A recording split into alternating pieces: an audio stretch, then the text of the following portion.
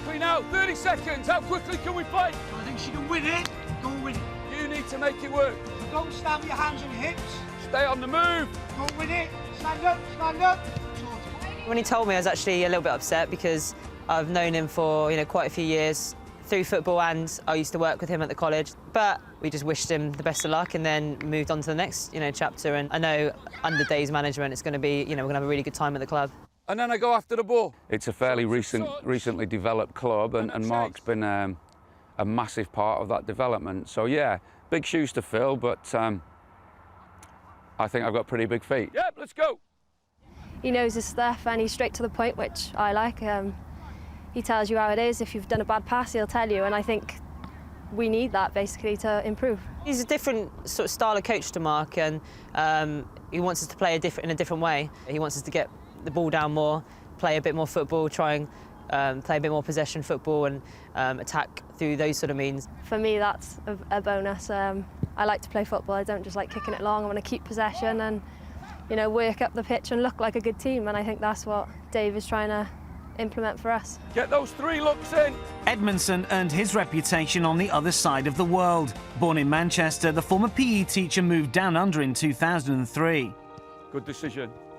It was a little bit of a whim. I'd taught in the UK for 10, 12 years, and I actually had a PE teacher working for me who'd just come back from a year in New Zealand and said how fantastic it was and how the education system was probably a little bit more sports biased, and they took sport a little bit more seriously than they did in the UK at the time. And after a week of work, probably not the best week of work, I went home and applied for a job in New Zealand. Yep, let's go. Having coached New Zealand at the Under-17 World Cup in 2010, Edmondson then moved to Australia, where last year he led Melbourne to the W League Championship, the Oz equivalent of the WSL. Well, let's get into the habits. Sport in both countries is massive. One of the big things is a lack of excuses. We talk here sometimes about, oh, well, it's too far to travel, or it's we can't train more than twice a week because it's parents have got to drive too far to bring kids. Whereas I had players in Australia who would drive 4 hours to get to a training session, and they would do that 3 or 4 times a week. Bristol are renowned for their commitment and team spirit, which attracted Sophie Ingle, Edmondson's first signing. A lot of my friends play here, for Wales, so I knew they were going to be a hard-working team, and that's what made my decision a bit easier. We've had the same group of players for a while now, so we've all gotten to know each other. We get on really well with each other. We socialise with each other outside of training, outside of matches, and obviously how that transfers onto the pitch just means we want to work hard for each other. Women's football, it does rely a lot on the spirit and the culture of teams. The amount that we ask of these players, we basically ask them to perform and to train as full professionals, but we don't pay them as full professionals. For them to make that commitment, as well as study, as well as work, that's what sometimes creates that spirit, and it's definitely something that we should foster here. And I'm sure if we do that, we'll be successful, but we'll also play some good football as well.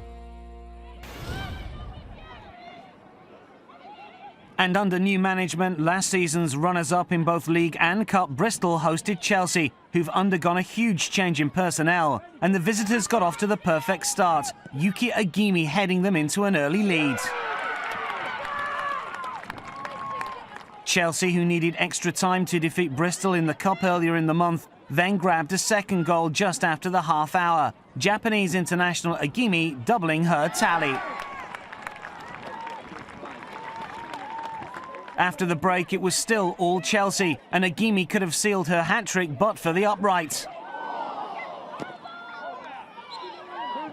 Bristol responded and went agonisingly close to reducing the deficit.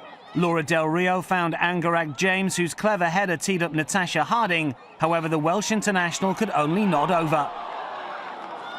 Liverpool boss Matt Beard has claimed that Chelsea are title favourites this season given the winter spending on attacking options, and Agimi was denied the match ball when Mary Earp saved brilliantly late on. Chelsea, though, good value for a first league win since August.